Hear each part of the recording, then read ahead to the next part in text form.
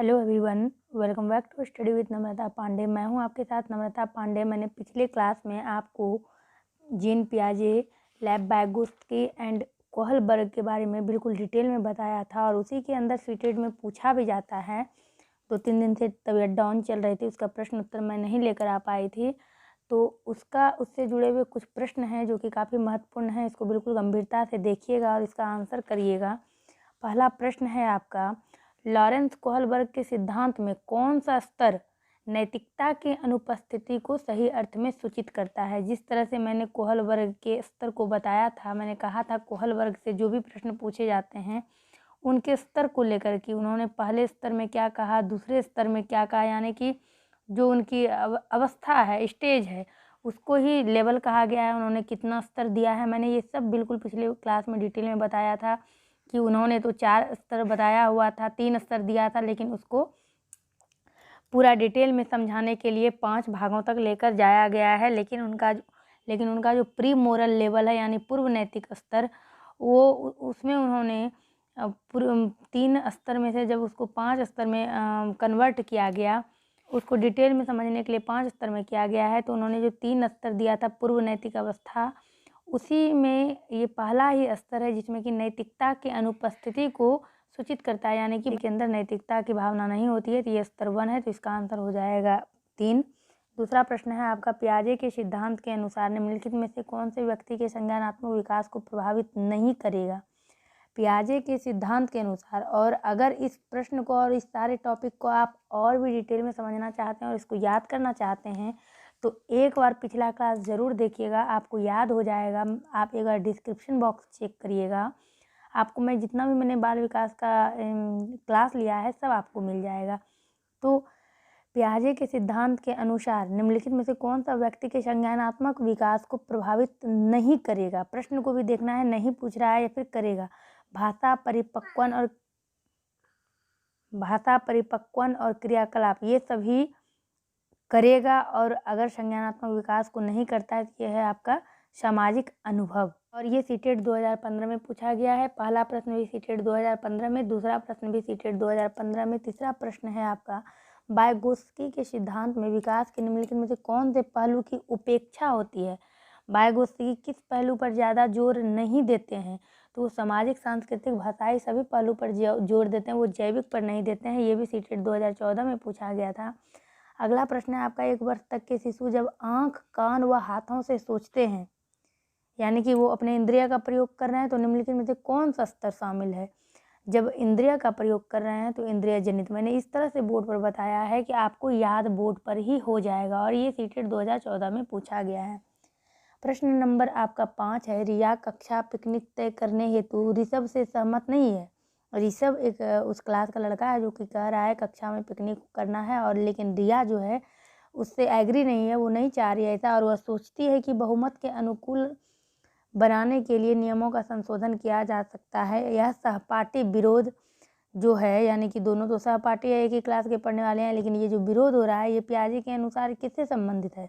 विषमांग नैतिकता, संज्ञानात्मक अपरिपक्वता, प्रतिक्रिया या फिर सहयोग की नैतिकता, ये पियाजे के अनुसार ये कहा गया है। तो इस प्रश्न का आपका आंसर है सहयोग की नैतिकता। अगला प्रश्न है प्रश्न नंबर 6, निम्नलिखित में से कौन सा वाइगोत्स्की की सामाजिक सांस्कृतिक सिद्धांत पर आधारित है। यानी कि वाइगोत्स्की ने जो सामाजिक सिद्धांत दिया है वो किस पर आधारित है। सक्रिय अनुकूलन, पारस्परिक शिक्षण, संस्कृति निरपेक्ष संज्ञानात्मक विकास या फिर अंतर्दृष्टि पूर्ण अधिगम। प्रश्न नंबर 7 है आपका, एक शिक्षिका अपनी कक्षा से कहती है सभी प्रकार के प्रदत्त कार्यों का निर्माण इस प्रकार किया गया है कि प्रत्येक विद्यार्थी अधिक प्रभावशाली ढंग से सीख सके, अतः सभी विद्यार्थी बिना किसी अन्य की सहायता से अपना कार्य पूर्ण करें। वह कोहलबर्ग के किस नैतिक विकास के चरण की ओर संकेत दे रही है। यानी कि कोहलबर्ग ने जो 4 नैतिक विकास के सिद्धांत दिए हैं उसमें से कौन किसकी तरफ ये संकेत कर रहा है शिक्षिका जो इस प्रकार की बात कक्षा में कर रही है। औपचारिक चरण 4, कानून और व्यवस्था, सामाजिक संविदा, दंड परिवर्तन या फिर व्यक्तिगता और विनिमय।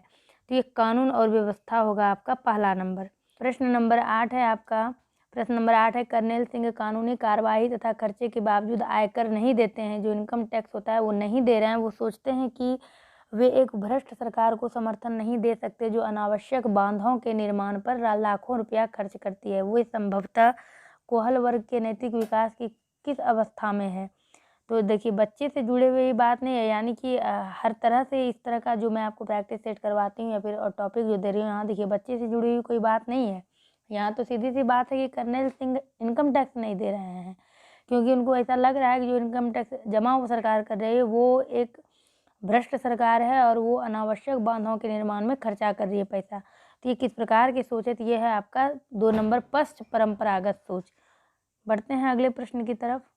निम्नलिखित में कौन सी संज्ञानात्मक क्रिया की सूचना के विश्लेषण के लिए प्रयोग में लाई जाती है? संज्ञानात्मक क्रिया, ये आपको समझना है। संज्ञान से जुड़ी हुई बातें हैं तो ये आपका हो जाएगा वर्णन करना, ये सोच से जुड़ी हुई नहीं है। पहचान करना, अंतर करना, ये संज्ञानात्मक क्रिया जो है ये इस दी गई सूचना के विश्लेषण के लिए प्रयोग में लाए। जो सूचना दी गई है उसका सब जो विश्लेषण किया जाता है, इसको इस पर भी मैंने डिटेल में बताया। ये है आपका 3 नंबर अंतर करना। 10 नंबर आप देखेंगे, एक शिक्षिका अपने शिक्षार्थियों की इस रूप से मदद करना चाहती है कि वे एक स्थिति की अनेक दृष्टिकोणों की सराहना कर सके। एक स्थिति की अनेक दृष्टिकोणों से, यानी किसी एक बात को वो कई तरीके से सोच सके। वह विभिन्न समूहों में एक स्थिति पर वाद विवाद करने के अनेक अवसर उपलब्ध कराती है। वाइगोत्स्की के परिप्रेक्ष्य के अनुसार उसके शिक्षार्थी विभिन्न दृष्टिकोणों को क्या करेंगे? आत्मसात करेंगे, तर्क संगत करेंगे, सक्रियकरण करेंगे, निर्माण करेंगे। इस तरह से जो शिक्षिका ने एक उम्मीद एक विद्यार्थी से लगाई है, तो शिक्षार्थी क्या करेगा? विभिन्न दृष्टिकोणों के साथ या विभिन्न दृष्टिकोणों को क्या करेगा? तो हमने आपको ये आत्मसात क्या होता है ये भी डिटेल में बताया हुआ है। तो वो आत्मसात करेगा सभी दृष्टिकोणों का। और ये सीटेट 2013 में पूछा गया आत्मसात क्या होता है, तो पिछला वीडियो इसके लिए आपको देखना होगा। प्रश्न नंबर 11 है, वाइगोत्स्की के सिद्धांत का निहितार्थ है। वाइगोत्स्की के सिद्धांत का निहितार्थ क्या है? तो ये जो आप देख रहे हैं, प्रारंभिक व्याख्या के बाद कठिन सवालों को हल करने में बच्चे की सहायता न करना। बच्चे की सहायता न करना, ऐसा प्रश्न तो इस तरह के उत्तर CDP में नहीं आंसर आते हैं। बच्चे उन बच्चों की संगति में श्रेष्ठतम रूप से सीख सकते हैं जिनका बुद्धि लब्धांक उनके बुद्धि लब्धांक से कम होता है। नहीं, अगर मेरे सामने वाले जो बच्चा का बुद्धि लब्धांक अधिक है, सामने वाले का कम है, तो बच्चा उससे क्या सीखेगा? या फिर सहयोगात्मक समस्या समाधान से, या फिर प्रत्येक विद्यार्थी को व्यक्तिगत रूप से दत्तीकार देना। तो ये दत्तीकार भी महत्व नहीं रखता है, ये सहयोगात्मक समस्या समाधान। 3 नंबर आपका होगा। 12 नंबर प्रश्न है, लॉरेंस कोहलबर्ग के द्वारा प्रस्तावित निम्नलिखित चरणों में से प्राथमिक विद्यालयों के बच्चे किन चरणों का अनुसरण करते हैं? प्राथमिक विद्यालय के ये बच्चे हैं, तो इसमें से ABCD दिया हुआ है और यहाँ पर आपको देखना है। तो इसका ऑप्शन आप देखिए, ऑप्शन ही गलत दिया है, A और B और A, पहला और तीसरा आप देखिए। तो ये जो है आज्ञा पालन और दंड उन्मुखीकरण, तो ये जो प्रारंभिक स्कूल के बच्चे होते हैं उसको दंड भी दिया जाता है और आज्ञा पालन भी वो करते हैं जो शिक्षक कहते हैं, और दंड भी बहुत मायने रखता है बच्चे को सामाजिक बनाने में, आगे बढ़ने में। दंड जो है वो एक भय का काम करता है जिससे कि बच्चे गलत काम करने से बचते हैं। दूसरा जो आपका ये है वैयक्तिकता और विनिमय, ये भी महत्वपूर्ण है। बाकी इन 2 चरणों का बच्चा जो है अनुसरण करता है, CD नहीं है। तो अब इसमें 12 नंबर में आप देखिए, पहला और तीसरा सेम ऑप्शन है, तो इसमें से कोई एक आपको देखना है। प्रश्न 13 नंबर देखिएगा, विचार न केवल भाषा को निर्धारित करते हैं बल्कि उसे आगे भी बढ़ाते हैं, यह विचार किसके द्वारा रखा गया है? विचार न केवल भाषा को निर्धारित करते हैं बल्कि उसे आगे भी बढ़ाते हैं, ऐसा कहने वाले थे आपके वाइगोत्स्की ने ऐसा कहा है क्योंकि ये बातें सामाजिक चीज़ों से जुड़ी हुई है। और 14 नंबर प्रश्न है आपका, मानसिक विकास की औपचारिक संक्रियात्मक अवस्था की मुख्य विशेषता क्या है? मानसिक विकास की औपचारिक संक्रियात्मक अवस्था की मुख्य विशेषता क्या है? तो ये पहला ही आपका हो गया अमूर्त चिंतन। मूर्त चिंतन, अमूर्त चिंतन क्या है ये भी मैंने बताया है, 2012 में पूछा गया है। और प्रश्न नंबर 15 आप देखेंगे। प्रश्न नंबर 15 है, कोहलबर्ग के अनुसार सही और गलत के बारे में बच्चे किस तरीके से चिंतन करते हैं? अलग आयु में अलग तरीके से, अलग चरणों में समान तरीके से। कोहलबर्ग ने ऐसा कहा है, सही और गलत के बारे में बच्चे चिंतन करते हैं। किस तरह से करते हैं? अलग आयु में अलग तरीके से। बिल्कुल जो आपने ये पढ़ा अभी कोहलबर्ग के बारे में मैंने आपको बताया था, जो उन्होंने 3-4 चरणों में ये दिया हुआ है अपना नैतिक विकास की अवस्था का जो सिद्धांत दिया है। उन्होंने ऐसा कहा है कि इनकी बातें और पियाजे की बातें मिलती जुलती है। इन्होंने ऐसा कहा है, इन्होंने जो पूर्व नैतिक अवस्था या परंपरागत नैतिक स्तर या फिर आत्म अंगीकृत नैतिक मूल्य स्तर, ये जो कोहलबर्ग ने दिया हुआ है, इसमें इन्होंने कहा है, इनका स्पष्ट कहना है कि अलग आयु में अलग तरीके से बच्चे चिंतन करते हैं, यानी 15 का 1 हो जाएगा। और 16 नंबर है आपका वाइगोत्स्की बच्चों के सीखने के में निम्नलिखित में से किस कारक की महत्वपूर्ण भूमिका पर बल देते हैं। जब वाइगोत्स्की की बात आ जाए तो इन्होंने सामाजिक मुद्दे पर जोर दिया है, कोहलबर्ग ने नैतिक मुद्दे पर जोर दिया है और जीन पियाजे ने संज्ञानात्मक मुद्दे पर जोर दिया है। तो यहाँ पर वाइगोत्स्की कह रहे हैं तो इन्होंने किन भूमिका पर बल दिया है, तो इन्होंने सामाजिक पर बल दिया है। बढ़ते हैं आगे। 17 नंबर प्रश्न है आपका, पियाजे के संज्ञानात्मक विकास के चरणों के अनुसार इंद्रिय गामक संवेदी प्रेरक अवस्था किसके साथ संबंधित है। सामाजिक मुद्दों से सरोकार बिल्कुल भी नहीं, क्योंकि वो बिल्कुल स्टार्टिंग स्टेज है। अनुकरण, स्मृति और मानसिक निरूपण, तार्किक रूप से समस्या समाधान की योग्यता या फिर विकल्पों के निर्वाचन और विश्लेषण करने की योग्यता। तो ये पियाजे के अनुसार है तो अनुकरण, स्मृति, मानसिक निरूपण, ये मानसिक खेल है जो कि बच्चे जो अपने इंद्रिय का प्रयोग करते हैं। तो ये आपका इसका आंसर आपका हो जाएगा 2 नंबर 17 का। 18 है आपका, कोहलबर्ग के अनुसार शिक्षक बच्चों में नैतिक मूल्यों का विकास कर सकता है, कैसे। कोहलबर्ग के अनुसार तो कोहलबर्ग ने नैतिक विकास के सिद्धांत को दिया है। तो आपको चारों ऑप्शन पढ़ना है और चौथा ऑप्शन आप देखेंगे नैतिक मुद्दों पर आधारित चर्चाओं में उन्हें शामिल करके। 18 का 4। अगला प्रश्न है आपका, पियाजे के अधिगम के संज्ञानात्मक सिद्धांत के अनुसार वह प्रक्रिया जिसके द्वारा संज्ञानात्मक संरचना को संशोधित किया जाता है क्या कहलाती है। संज्ञानात्मक संरचना को संशोधित किया जाता है, तो ये आपका कौन सा ऑप्शन हो जाएगा, तो ये आपका हो जाएगा समावेशन। इसको भी मैंने बोर्ड पर बिल्कुल डिटेल में बताया है। अगला प्रश्न है, कोहलबर्ग के अनुसार सही और गलत के प्रश्नों के बारे में निर्णय लेने में शामिल चिंतन प्रक्रिया को क्या कहा जाता है। तो ये है आपका नैतिक तर्कना, क्योंकि कोहलबर्ग की बातें हो रही है, कुछ चीज़ों को टैली कर करके मिला करके ट्रिक के साथ सीडीपी निकालना होता है। 30 में अगर आप 22-23 भी ले आते हैं तो आपका सीटेट पक्का हो जाता है। और सीडीपी थोड़ा सा कन्फ्यूजन क्रिएट करने वाला होता है, तो 30 में 30 थोड़ा सा मुश्किल हो जाता है, क्योंकि कई प्रश्न आपको ऐसे सामने में आएंगे जिसका सभी आंसर आपको लगेगा सही है और आपको ऐसा भी लगेगा कि मैंने सही करके आया है, लेकिन आंसर उसका कुछ और हो जाता है। प्रश्न नंबर 21 आप देखेंगे, पियाजे के अनुसार संज्ञानात्मक विकास के किस चरण पर बच्चा वस्तु स्थायित्व को प्रदर्शित करता है। पियाजे के अनुसार, पियाजे ने भी 4 चरण दिया है। वस्तु स्थायित्व को, यानी कि वस्तु को वो छूने लगता है, वस्तु स्थायित्व को प्रदर्शित करता है। तो ये इसका आंसर है आपका पूर्व संक्रियात्मक चरण, यानी कि जस्ट इंद्रियगामक अवस्था के बाद ही इंद्रियगामक, जैसे कि आप ये जान रहे हैं संवेदी प्रेरक भी उसको कहते हैं। उसके बाद पूर्व संक्रियात्मक मूर्त हुआ, अमूर्त हुआ, इस तरह से सारा मैंने डिटेल में हिंदी इंग्लिश के साथ बताया है। ये प्रश्न सीटेट 2012 में पूछा गया था। अगला प्रश्न है, बच्चे दुनिया के बारे में अपनी समझ का सृजन करते हैं, इस सिद्धांत का श्रेय किसे जाता है। बच्चे दुनिया के बारे में अपने समझ की सृजन करते हैं, ऐसा पावलाव ने कहा है। तो मैंने ऐसा पियाजे ने कहा है और मैंने आपको ऐसा कहा था, पावला गलत हो गया।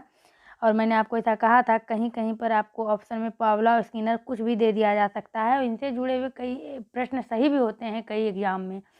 सीडीपी में भी 1-2 प्रश्न पियाजे, पावला और स्किनर सबको लेके पूछा गया है। इन सब चीज़ों को भी ध्यान में रखिएगा। उसके बाद प्रश्न नंबर 23 है आपका, वह अवस्था जब बच्चा तार्किक रूप से वस्तुओं व घटनाओं के विषय में चिंतन प्रारंभ करता है, तर्क करने लगता है, तार्किक रूप से सोचने लगता है, तो वो अवस्था कौन सा है। तो संवेदी प्रेरक अवस्था यानी इंद्रियगामक तो नहीं, औपचारिक संक्रियात्मक अवस्था नहीं, पूर्व संक्रियात्मक अवस्था नहीं, मूर्त संक्रियात्मक अवस्था में बच्चे तर्क करना शुरू कर देते हैं। तो ये चारों अवस्था को अगर बार बार आप पढ़िएगा तभी आपको ये याद हो पाएगा। बढ़ते हैं आगे। 24 नंबर प्रश्न है, बच्चों के बौद्धिक विकास की 4 विशिष्ट अवस्थाओं की पहचान किनके द्वारा की गई है। बौद्धिक विकास की बात आई तो तुरंत यहाँ पर आपको रुकना है, समझना है। बौद्धिक यानी बुद्धि, बुद्धि यानी संज्ञान, और संज्ञानात्मक विकास पियाजे द्वारा किया गया है। 25 नंबर प्रश्न है आपका, पियाजे के अनुसार निम्नलिखित में से कौन सी अवस्था में बच्चा अमूर्त संकल्पनाओं के विषय में तार्किक चिंतन करना आरंभ कर देता है। मूर्त और अमूर्त, तो ये अमूर्त जो है आपका, ये 11 वर्ष से ऊपर की बात होती है। अमूर्त संकल्पनाओं के विषय में तार्किक चिंतन करना प्रारंभ कर देता है। ये है आपका 25 का 1 हो जाएगा। आगे बढ़ेंगे। 26 नंबर प्रश्न है, पियाजे के अनुसार विकास की पहली अवस्था जन्म से 2 वर्ष आयु के दौरान बच्चा किससे सबसे बेहतर सीखता है? निष्क्रिय यानी कि न्यूट्रल शब्दों को समझने के द्वारा, अमूर्त तरीके से चिंतन करके, या फिर भाषा के नए अर्जित ज्ञान के अनुप्रयोग द्वारा, या इंद्रियों के प्रयोग द्वारा। इस तरह के प्रश्न पूछे जाएं तो कितना आसान है। तो ये तो जन्म से 2 वर्ष समय भी क्लियर दिया है, पियाजे का नाम भी यहाँ पर है, तो इंद्रियों के द्वारा। प्रश्न नंबर 27 है, वह स्तर जिसमें बच्चा किसी वस्तु एवं घटना के बारे में तार्किक रूप से सोचना शुरू करता है, क्या कहा जाता है? तो इसको कहते हैं पूर्व क्रियात्मक अवस्था, जब किसी वस्तु या घटना के बारे में बच्चा तार्किक रूप से सोचना शुरू करता है। 28 नंबर है, निम्न में से किसका कथन है कि ज्ञानात्मक विकास नकल पर आधारित न होकर खोज पर आधारित होना चाहिए? आपको याद होगा जब आपने पियाजे के सभी अवस्थाओं को पढ़ा तो बाद में उन्होंने निर्माण एवं खोज की अवस्था भी दी थी और कार्य क्रिया अर्जन भी दिया था। तो ये अवस्था भी जीन पियाजे के द्वारा ही दिया गया है, यानी कि ये जीन पियाजे का कथन है। प्रश्न नंबर 29 है, निम्नलिखित में से किसने बच्चों की अंतःक्रियाओं को उनके विकास का मूल आधार माना है? यानी बच्चों के अंतःक्रिया जो है उसी को बच्चों का मूल आधार माना है। किन्होंने ऐसा माना है? तो ये लेव वाइगोत्स्की ने माना है।